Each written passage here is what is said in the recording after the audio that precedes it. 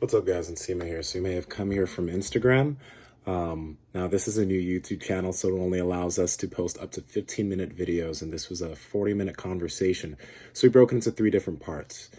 We're in weird times right now. At the time of the posting of this video, the coronavirus quarantine was going on, and there has been an uptick in porn searches, on the internet. And both myself and Brian Belaya, who's the other host on this podcast, we've had the battles with porn in the past, and we've both been able to become free of it. But I think it's something that, and we both believe that it's something that is a very beneficial conversation for us to have as friends, and for men as a community to have, because we both know how damaging it can be. No matter if you want to admit it or not, porn and the addiction to it can be very, very detrimental, demoralizing, and just it can be pretty bad. So we talk a lot about tactics in these three parts and ways to become free of it. And we're going to do another episode on this in the future, but I hope you enjoy it. Hope you share it with some homies. If you guys can, head to our podcast feed on We Don't Know Yet on Apple or Spotify, and leave us a review. We do want to grow this podcast, and we want to build a community and have more conversations. Hope you guys enjoy, and talk to you soon. Let me just first talk from a personal perspective and then a social perspective, as in the community. From a personal perspective, I've been free from porn for 27 since I was 23, 23 and a half. So this even affected me, honestly, in my last relationship too. I was on and off. I would relapse. So I wasn't watching it consistently like I did when I was a teenager, but there would be times when I would relapse, and those times would be like when I was depressed, when I was feeling angry, situations where I was isolated. That would affect me, and that did affect that. But in my current relationship, I've been able to be free of that. Free in the sense that I haven't relapsed, but not free in the sense that it's not always something that's back here. I believe that the only reason I've been able to kind of stay off of it was because I understand that it's always going to be there for me. I mean, it's always going to be, it's like I'm sitting here and the door is right there, and porn is literally looking through and looking at me. It's like, hey, I'm here. Hey, what are you doing today? What are you doing, Nsima? You want to have some fun? it's like it. And that really did sound like it, yeah. He's in the sewer. Hey, Georgie.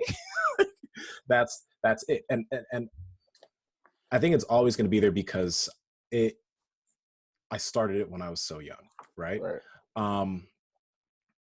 So like in this quarantine or whatever, I still know what my triggers are. I still know when I feel that way, I immediately get myself out, get myself doing something else, occupy my mind.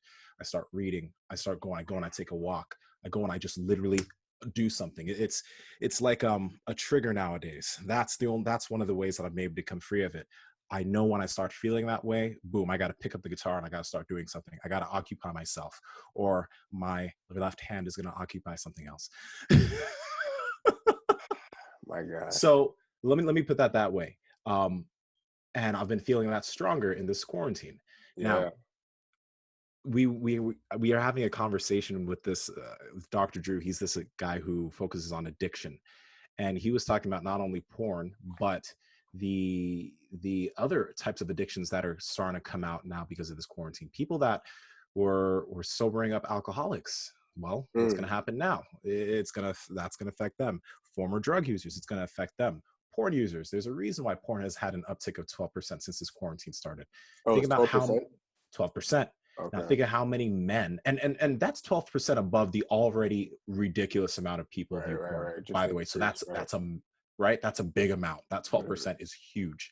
But think about the amount of men and the amount of women that they've been able to finally get free of it. This happens, and then boom, they're back in, and it's tough to get out of that. It has a grasp.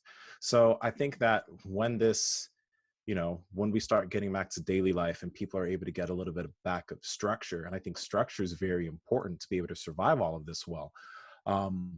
Some people are going to get back normally. Some people are going to find it tough to get back to their typical habits. But I think that this quarantine gives us the ability to do new things. Okay, there are certain things that we can't do, but there are certain things that we can do that allow us to come out winners, that allow us to come out with people who have learned new things, picked up new habits, picked up new good habits, etc. I don't think it has to be a totally a negative thing, but we got to be mindful of where we currently are. Yeah, I think that's a great point. I'm one of those people that is having a very hard time, and we talked about this. Having dealt with porn for a number of years, and like you said, impacts relationships in a variety of ways. And so from 17 to 24, that was like my time frame of dealing with porn on, a frequent basis. And then 27 now. So having been free from it for 3 years, I'm like, all right, cool. Like, I don't have to deal with that anymore. But like you said, it's something that's always back there. It's like the monster. You remember that movie Monsters Inc.? It's Randall. It's Randall. Randall's the porn monster. Randall is the porn monster in my closet. Like, I don't want to go there. So I felt I felt that emergence, right? During this period of time, all this stress, being cooped up in the house, you're just like, oh shoot, like you could feel it happening. And it's just like, you don't even want to open that door back up because you're hooked. You're going to be back in that space.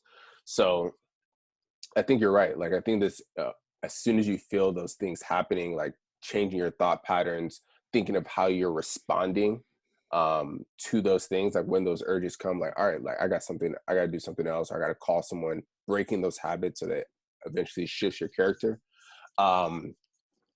But then just noticing like the underlying symptoms. You mentioned something very interesting. And it's like, when I feel lonely, when I feel alone, you know what I'm saying? And that's the trigger for me. It's the loneliness, it's the stress, and it's the lack of sleep.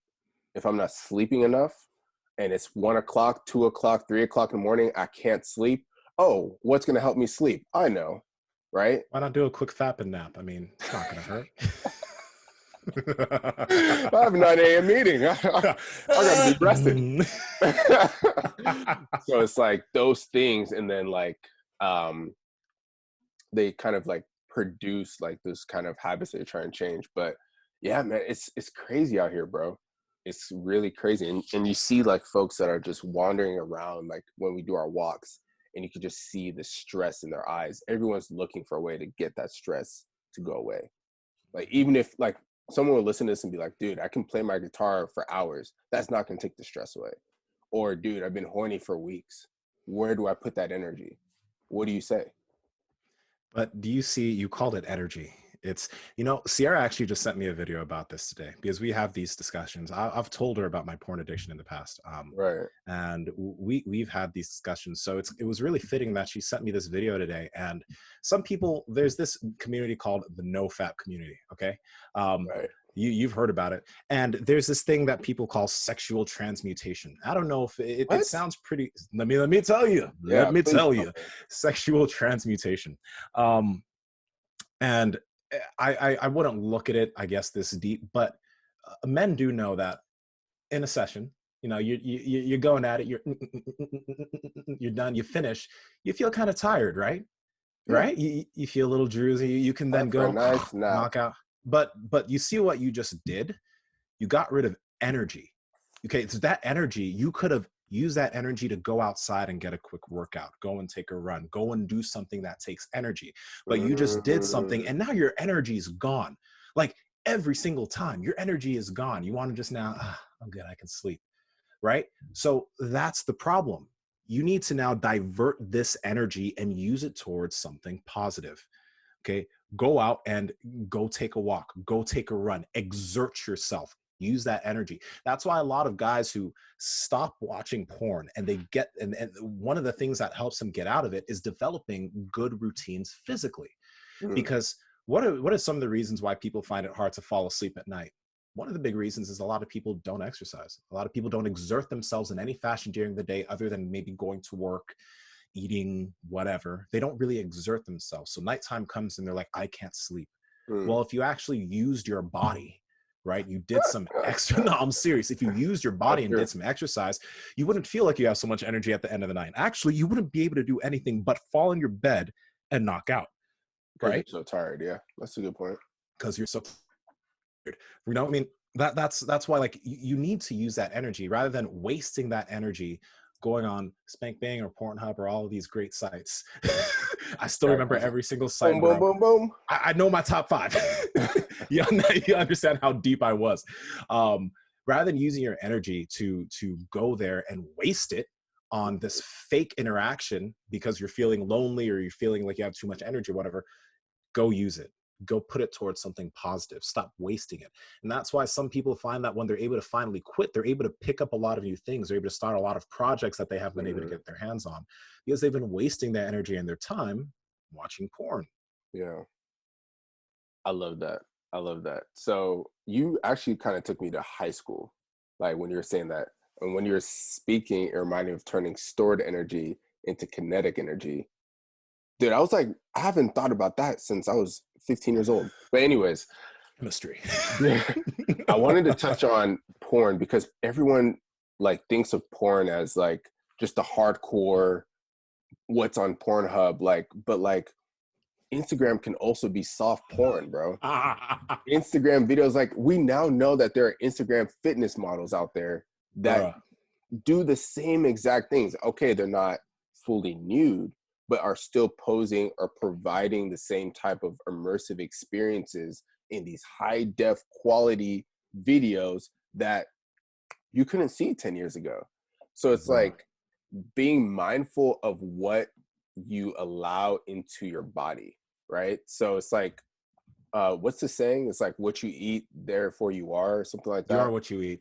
You're the guy. If there's anyone who were to flip that into some weird philosophical thing, it would be you. It sounded great though. Say that again. Say it again. Who said that?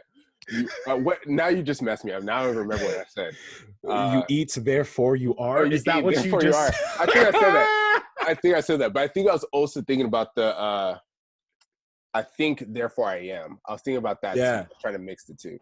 But yeah, dude, you have to really be mindful of what you allow into your system, what you listen to, what you eat, what you watch, right? Because that informs your thoughts, it informs your habits, it informs your character over time. So we're not just talking about just like the hardcore stuff, but like when you're scrolling on IG, a lot of that stuff could be sponsored. A lot of stuff could be just put into your like timeline inadvertently, and you're consuming it. You're consuming it, and that accumulation over time does then impact how you think and how you respond to certain stressful situations. Dude, like you mentioned, the explore feed on Instagram, man, I've gone as deep. No, I've gone as deep as like, because like, I know that right now we may sound like a pair of two squares or something, but as a guy, if you've been on IG, you know, like when you're scrolling through and you see something, you're going to pause a little bit. You're going to be like, you're going to look a little bit, right? That's, see, these are things that you got to like control. You got to be able to control those urges. You got to be able to control the things that you look at, because I understand that legit. I wouldn't say I'm one picture away, but like I know what those things kind of stir up in me. So I legit went to my explore feed on Instagram. And each time I saw a picture, like some bikini clad girl or something, or some girl showing her butt, I click the picture, I go to the top right 3 buttons, I click not interested, and then I go back to explore. After about 50 times of doing that, that doesn't pop up my explore feed anymore, because Instagram knows that I am not interested in seeing that anymore. Right. You got to understand, the reason why we go to these lengths is because we're in very different times.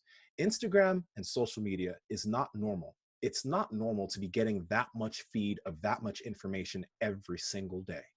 Now, if you're like, think about it, back in 1990, if you wanted to see that much bikini butt, you had to go to the store and buy some type of Sports Illustrated swimsuit edition. But now you can scroll through thousands of photos of girls on Instagram. And as funny and as harmless as you think that is, that's informing something within you in terms of the way you view these things. That's making you want to see more and more and more. And that consumption, and thinking it's okay, that consumption isn't healthy.